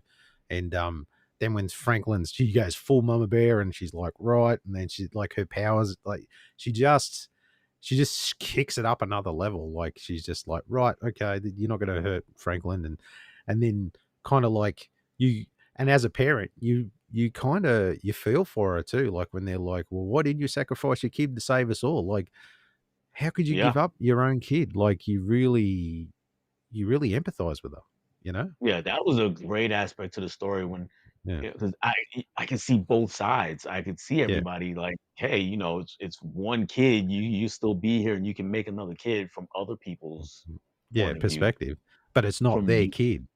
exactly, from my point of view, it's like, what do you mean give up my kid? Are you crazy? This is This is my kid. my kid, like, yeah, yeah, Yeah, yeah, I we're can't gonna just try to figure this make out a without replica. Yeah, yeah, yeah, yeah, exactly. yeah, that's the thing that gets me is, like, you just as a parent, I think that hits a little different because you empathize with her and you're like, "I couldn't do that. I couldn't give up my kid."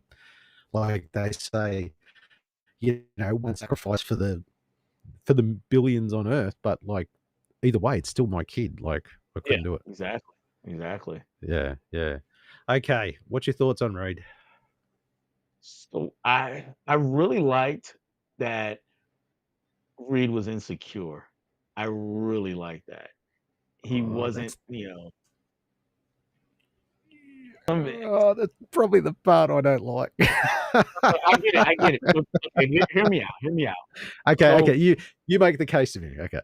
okay, so, he knows that he knows he's a genius. He knows that, but like a lot of people in those kind of positions or who have achieved a lot, you kinda dwell on your failures sometimes, Yeah. And if you listen to pro athletes talk, or just athletes in general talk, the games they remember after they've retired are always the ones that they've lost, where they failed, they couldn't do something. And I appreciated that about Reed. It's like I know I can do all of these great things, and I'm gonna try to do everything in my power to fix this, but I don't know if I can. And I do have failures in my past.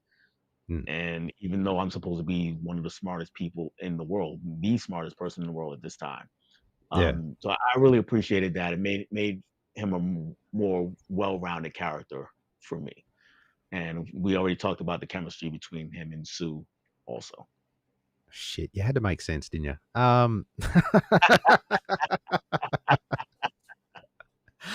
Um, look, I'm not against. Look, I'm not against his vulnerability. Like you know, can I get that. Like, especially in his situation, like it does make more sense. Like he has literally got the weight of his world on him to solve this. Like I Mhm, get that. That would mess with anybody, but I don't know. I just felt like it was a little too much sometimes. Um, he was like, when it come to Franklin, he was scanning her every other day, and he was checking this, and he was always just super panicky. Like, I don't get me wrong, I remember I was the same once the kids come along, you kind of get that, but it right. just seemed like it was turned up just a little too much for my liking. Okay. I expected him to just be like, because I like Pedro Pascal. He's a great actor, and Yeah. Christ, he's in everything bar shit sandwich lately. But um, he he was a great read. I really do enjoy it, but I just felt that because I suppose all the reads I've seen or read or whatever else, he just seems, well, maybe not so much the past movies, but like from comics and cartoons and things like that. He's very much that he's more confident about himself. He's more confident about his decisions. There's a reason why he's the leader, not Sue or Johnny, or you know what I mean. I Mhm. kind of felt that that was just missing a little bit. Like I said, I still like the fact that he was vulnerable, and he's got a lot on his plate. But I don't know. I don't know. It just felt like it was just a little too much, if you know what I mean. Like, just tone it I back a got little bit. you. I got you. I understand. I Yeah. understand. Yeah. I think I think if we've discussed it out, we can meet in the middle. How about that? I understand completely. Yeah, yeah, yeah. But overall, I think, yeah, it's a great movie. I really enjoyed it. I've seen it a couple of times now, so yeah, even the second time is just as good as the first. So um, yeah, I'll definitely. I'm just waiting for it to come down on 4K for me. Trying to get it out here in Australia, it's a bloody friggin' fortune, I'll tell you. So when it gets down in price, I'll definitely be getting it on 4K. Rightio. So Peacemaker. Is that what you have? Peacemaker. Yes, Peacemaker. That's right. Yeah, I've just got so much in the Fantastic Four zone. Um, yeah, no, Peacemaker. It's great. I mean, I loved the first show. It was like, I think my top pick for 2022, I think, or 23. I can't Mhm. remember when the first series was on. I absolutely loved it. I thought it was great. This time around, oh, it's still really good, and there's some stiff competition. I think that's why I have it a little lower, is that because the competition of the other ones that we've got, I think they were better in that sense. It's still a great show. The whole, I think the fact that they've managed to retcon it into the gun universe was good. I Yeah. like how they retconned the start with the different Justice League. That was good. Um, so yeah, let's just forget the old one. Here's the new Justice League. And then of course we go into the whole multi-universe thing that Lex has been dabbling in, and it turns out his old man's been doing it for a while, and the whole goes to Nazi land and the whole bit, and oh, this is the perfect place, and then of course goes into all that stuff of like, um, I think one of my favorite scenes was when Hardcourt's with him in that office when she comes to get him back, and she's like, "This is this is your perfect universe. She goes, there's mine cuffs sitting on the desk. He goes, do you think I would get this body if I read? Like, and then she's like, well, how about the friggin' mural of Hitler on the wall? He's like, oh shit, I missed that. I'm like, how do you miss that? I just thought that was so good, so good. You're just like, oh shit, yeah. Oh, you're right. There is two. Like, where'd that come from? There's just some of those moments like that that I think were just great. And then I love the spin on it this time is that um it's flipped. His dad is actually a good guy. His dad's not a Mhm. Nazi lover. His dad was actually a good guy trying to do good things, Yeah. Yeah, So yeah. yeah, it's I enjoyed it all, but I'm afraid there's just too many other good ones that just pipped it at the post. Yeah, I'm with you. It's I really, really enjoyed this. And going back to that scene that you mentioned, it shows, you know, how hard, how badly he's looking for something good. He's not worried about anything else. Yeah, tunnel vision, exactly. He's just looking for something good and he thought he had it. Yeah. And until it was pretty much snatched away from him once all of that is revealed. Yep. And once again, the chemistry between all the cast was great. I Yes. really, Yes. really did enjoy it. I Just just everybody in I the cast did enjoy I that. am in love with Vigilante. He is so Yes, much my favorite character. yes, yes. He He's just so on the hilarious. spectrum, so just can be just the nicest guy, but the most homicidal maniac as well at the same time. It's just insane. He's just such a dichotomy of characters in this Mhm. one bubble. He's just like he just seems like that nerdy little guy that just would knock the head off a beer, but then you find out that he's like this just mass killer of villains and Yes. whatever. I just like he's just insane off the chain. Yeah. But I also love that part where he gets him into cut up his doppelganger and like he's just got Oh, this yeah, smile yeah. from ear to ear while he's He's just chainsawing him grinning. and then Cena's looking at him like he's a little too happy about cutting up my body. That and the another thing was the money when they were Oh like, yeah. "Let's use this money to," and he's like, But it's "No." drug money. I can't touch it. It's bad money. It was pretty good. He's definitely my favorite character. Yeah, Um, he's definitely the standout of the show. oh yeah, oh yeah, Yeah, and they just that chemistry between all of them is just really, really, really good. And I like the yeah, way they did the multiverse in this case. yeah, Um, they handled it pretty well, and they didn't spend a lot of time jumping around to 80 different places. We know it's there, and they did it yeah. once or twice to kind of show us what's going on. But it wasn't like, let's say, Doctor Strange Multiverse of Madness, where we were just constantly bouncing in and out of different places. Yeah, you He barely had get time to sort of look at one and you're off to the next one sort of thing. Yeah, right, exactly. Here yeah, he had this place where he was going, he was focused on it, and it was just up to everybody else to kind of figure out where he was and or what was going on yeah, there. So I did enjoy that. yeah, yeah. Rightio. My little timer went off. We've got half an hour left, so we're going to bound through these next few. So number 4. Yeah, so we are at number Uh, 4 now. that's where I have Peacemaker. Right, Peacemaker at number 4 for you, and I have Fantastic Four at number 4. So there we go, just back the other way. There you go. There you go. There we go. Yeah, there we go. No, hang on. No, you Peacemaker. Hang on. No, that was right. Yeah. Okay, I've got it now. It's all right. Right. Okay. So we can skip that because we just talked about both of them. So straight into number 3. What's your number That's 3? I have Wednesday. Wednesday. Rightio. This is another one I didn't realize was a comic strip as well up until just recently. Another subscriber pointed that out to me, which thank thank to all my subscribers out there who remind me that hang on, this is a comic strip. You haven't got it in your list. I'm like, oh shit, yeah, okay, righty. Well, great. Well, Another thing I've I got to will buy. thank yeah, I will thank that viewer too because I didn't know either. So and I grew up watching The Addams Family, and I didn't know Yes, that I one. watched you obviously watched the Adams Family cartoon in the day, and then the reruns of the old TV show. Yeah, Yeah, yeah. Wasn't there an old Hanna Barbera? Wasn't it the Hanna Barbera one? There was a Was that Adam's who did the Family Hanna cartoon? Barbera. They might have. It sounds that Yeah, sounds about it's said. Yeah, I remember there was an old cartoon, but I mean, who doesn't remember the whole yeah, Adam's Family yeah. show from the was it 50s, 60s, 50s? 60s, and that's the one I really grew up on was that Yeah, yeah, yeah. I more think so we than the all really cartoon. did. Them and the Munsters, the Yeah, good oh, old yeah. Munsters. Oh I God, used I remember I that. used to watch It them, was back to back. I remember when I was a kid, they used to have them on Sunday mornings of all times, on one of the Oh, wow. channels. Yeah, yeah, a weird time, but yeah, I remember watching the Munsters back then. But anyway, yeah, so we've already talked about Thunderbolts. So Wednesday as number 3. Yes, yes. Yeah.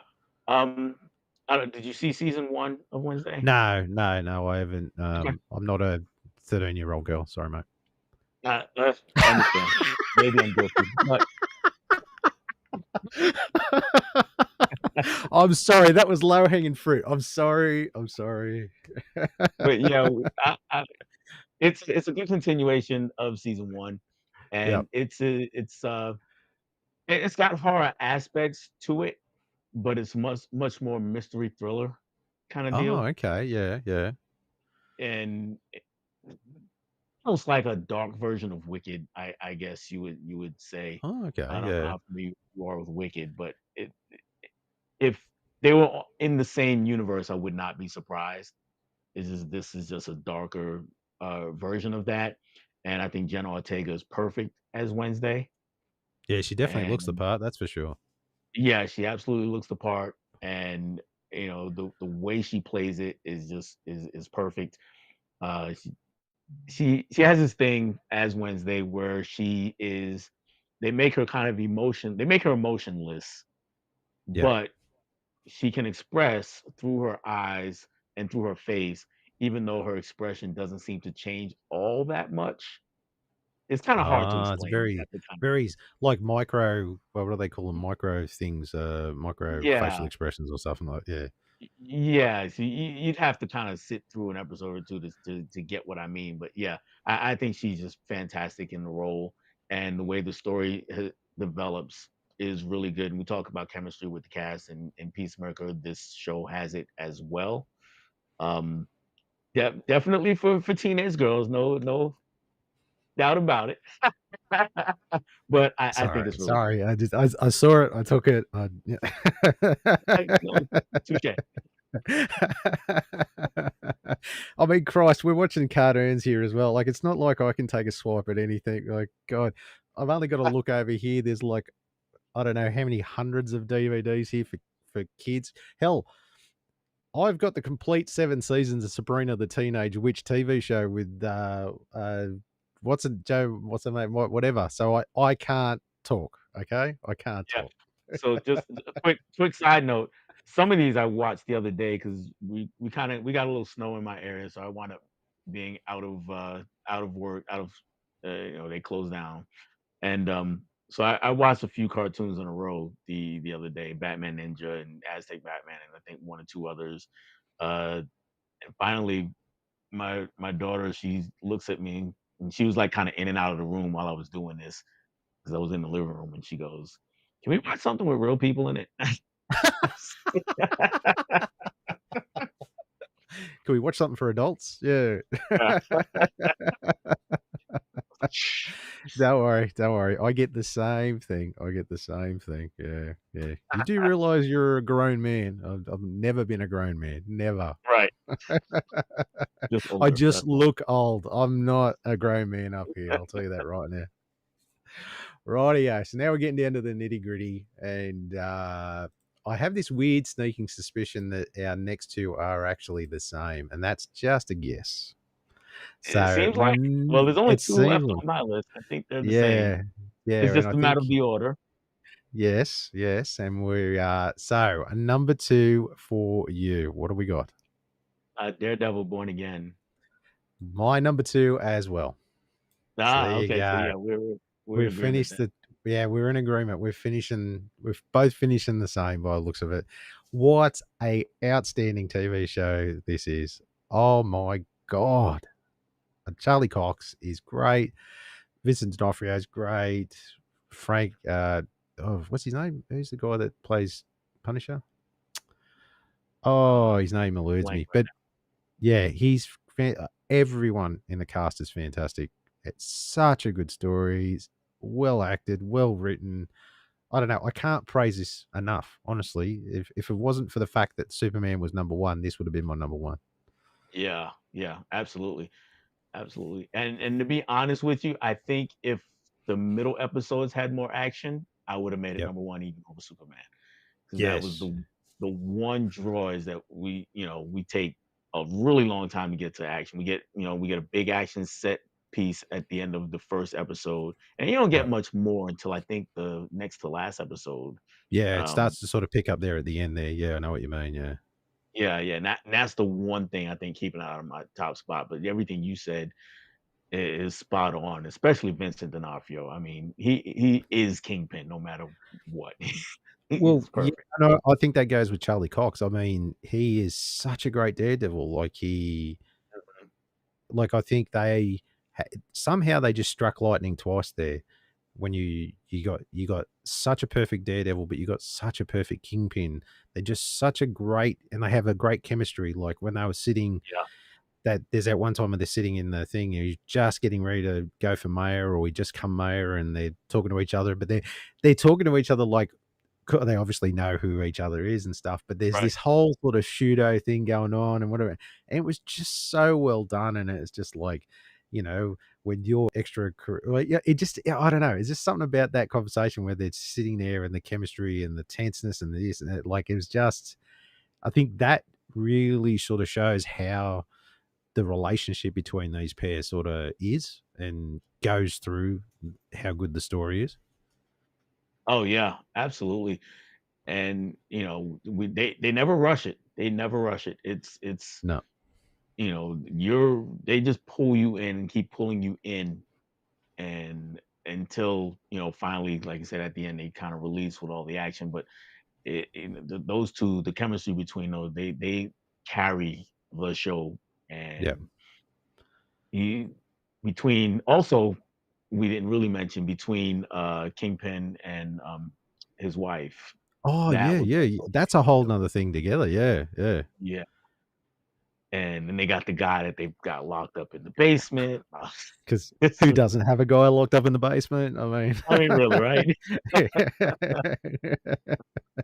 mean though I do there was another factor of this that I really like is the real-time how can we put it? Real-time world commentary as well.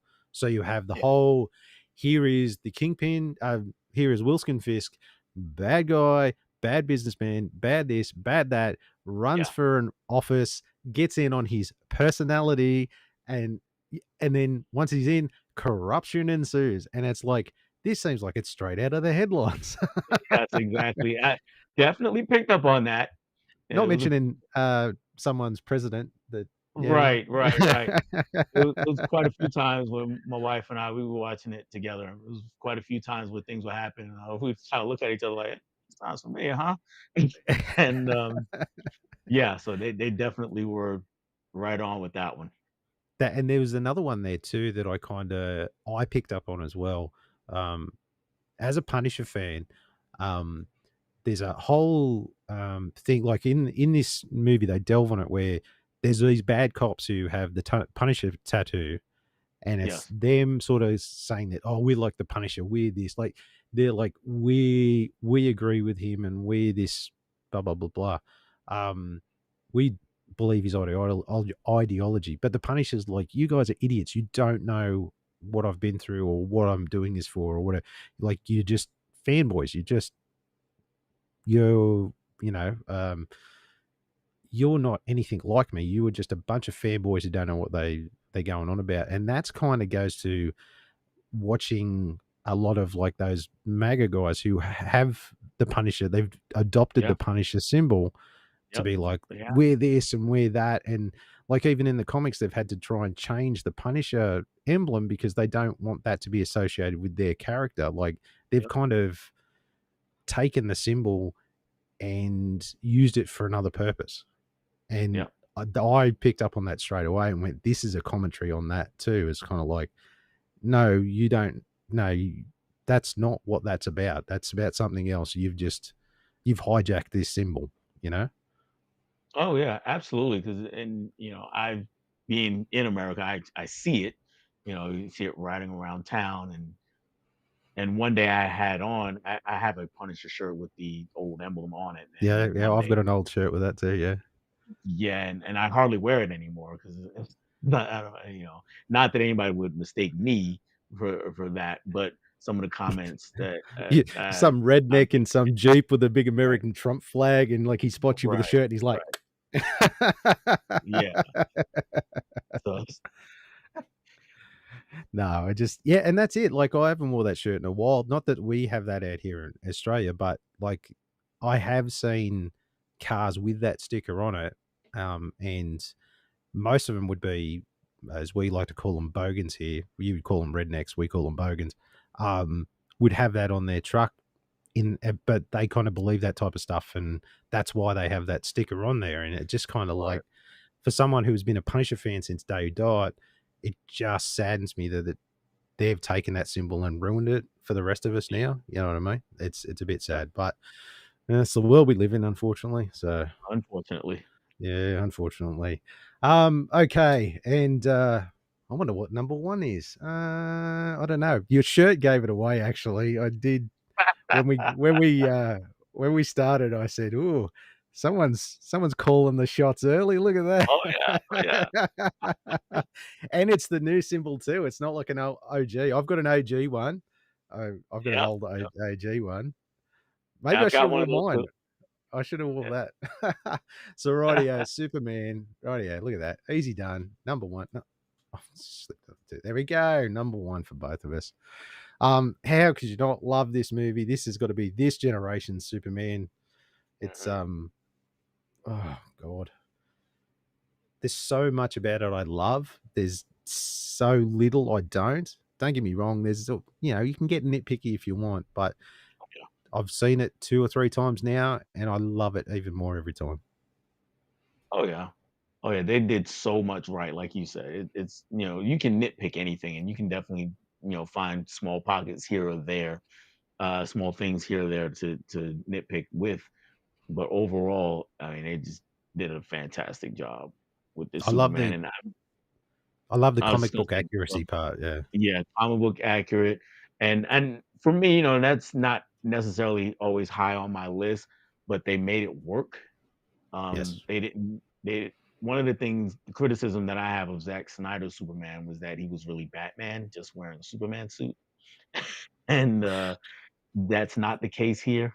No, it kinda yeah, I mean, you can't Zack Snyder fans are Zack Snyder fans, you can't change their mind, and I don't intend to, No, but, if that's your Superman, great, you love him to death, but he's not the Superman that you and me, if I know I'm putting your words in your mouth here, but I get the same impression that you and me grew up on. He's not yeah, that Superman.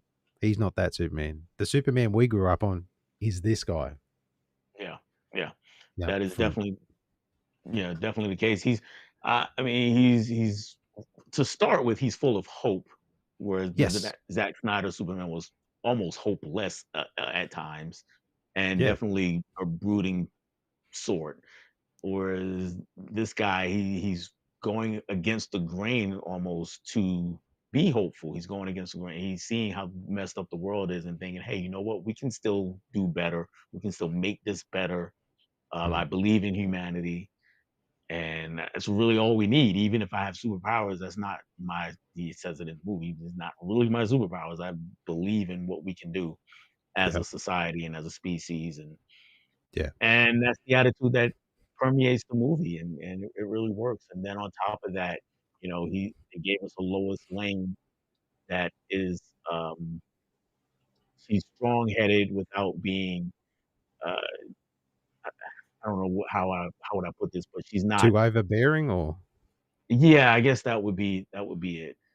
She's strong without being too overbearing, and she's smart, and we see that she's smart, we're not just told she's smart. Yes. Yes, that's yeah, yeah.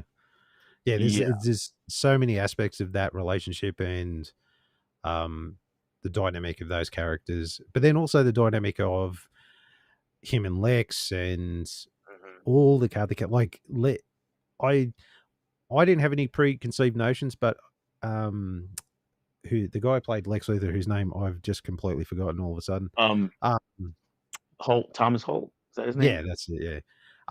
He plays a Nicholas Holt, fantastic sorry. lead. Nicholas. Yeah, I was thinking Thomas Holt, who's that? No, no. Yeah, Nicholas But Holt. yeah, yeah, he's and it's not so much, his look, his this, his that. He makes you hate him so much, like, Yes. viscerally hate him. Like, that is a villain. That is a villain. If you're literally oh, God, I hate this guy. He's oh, he you just like it gets me rolled up every time. Like it's if you can pull that type of emotion out of you, he is a great Lex to do that. Yeah, he's my favorite Lex that I've seen on screen, really. Um, Yes, I don't agree. get me wrong, I mean, Gene Hackman is a legend and all, but I always there was always this He kind was of like a tongue-in-cheek. campy-ish type of Yeah, Lex. yeah, quality to him, and I Yeah. really did like what they did with Kevin Spacey in the Brandon Routh movie. Um, but I think he surpassed that. I can't stand what they did with, Jesse in the Eisenberg. Cyberverse. Yeah, Jesse Eisenberg, that was ugh, that was terrible. Like, I could see where because Zack Snyder's all so grounded in reality, the whole tech billionaire type sort of aspect. I can see where he was going, but yeah, My dad, it didn't, that's not the Lex that yeah, I it kind of know. just the whole personality and the whole and the way Eisenberg played the role when he was so smarmy, it was just Yeah, like, no, that was just a big no for me. Um, yeah. but here, like I said, he nailed it, and that is the big thing is he just made you hate him. You Oh, just yeah. cannot That's stand him.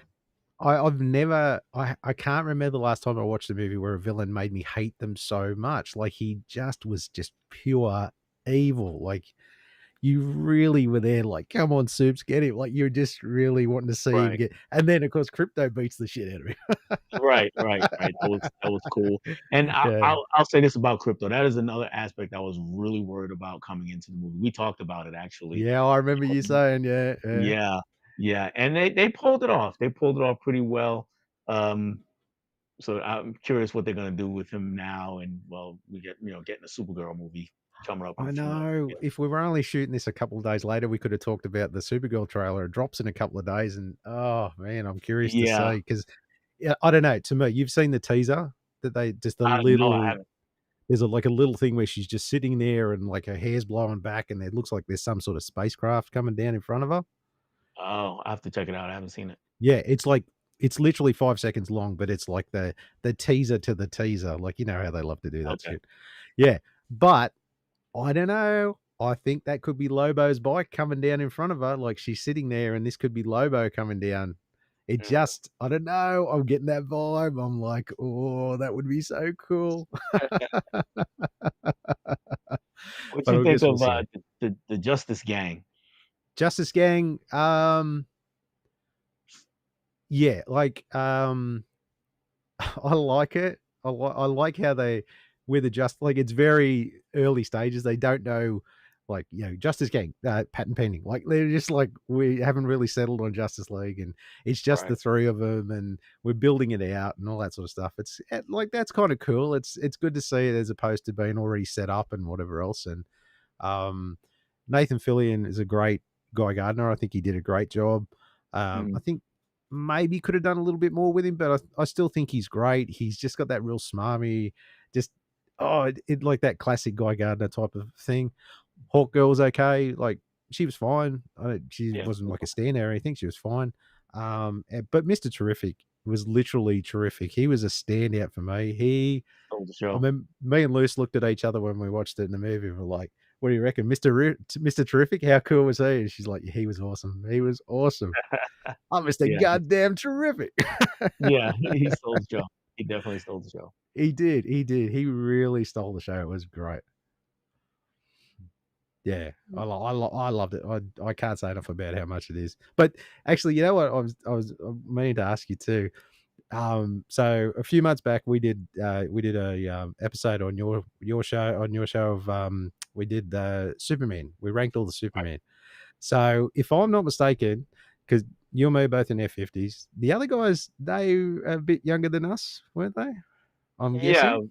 they were in their 20s. One of them might have been 30, but I think they were all in their Okay, 20s. so they're like a different generation. So we're Gen X's. They're what, Yeah, millennials or something like that. yeah, something like Did that. you notice the difference in how we all picked? Like, Yes, I did. you and me are so much we're on the same page, and they were so much on the same page There that was it some. was I know there were obviously one or two different, but I just got this vibe that we were just literally, like we Oh, were yeah, just yeah. yeah, you could tell the generational gap in that sense. Oh, Like yeah, it was, yeah, it was funny to see how we're both like Christopher Reeves and they're like, no, but the Brandon Roth one's good. And we're just kind of like, really? Like, yeah, I really, or they were, how much they banged on about Man of Steel. And we're just like, I don't know. That's not my Superman. yeah, I did, absolutely. and I enjoyed their takes on it. Like they gave me something to think about. But yeah, I don't know. I thought that was funny that it just showed the generational rift there between us. Yes. Oh, anyway, I just got the 5-minute warning. So that is nearly 2 hours. There we go, yet again. I'm sure if we had another 2 hours, we could fill that as well. Oh, yeah. Easy, easy. Anyway, thanks so much for joining me, Dell. There we go. There it is. Best of 2025. That you don't need to see any other list. This is the list you need to see. Me and Dell have just nailed it. It's all good. We've got it. We've got it. We got you covered. That's that's it.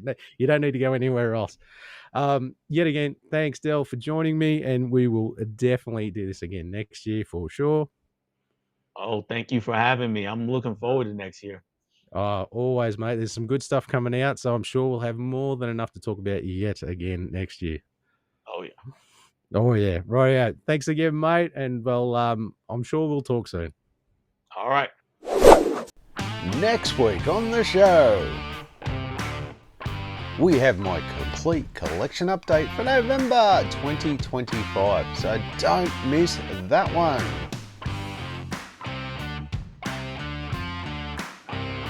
Thanks for watching.